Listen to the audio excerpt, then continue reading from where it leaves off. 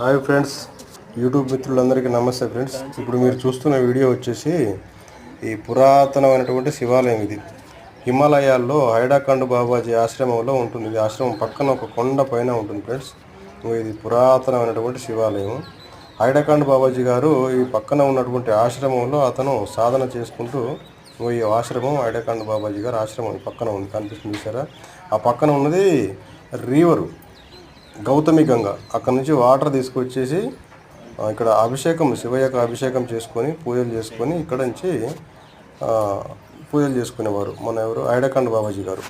హైడాకండ్ బాబాజీ ఆశ్రమం పైనే ఉన్నది, కొండపైన ఇది. ఓకే ఫ్రెండ్స్, ఇది మీరు చూడండి.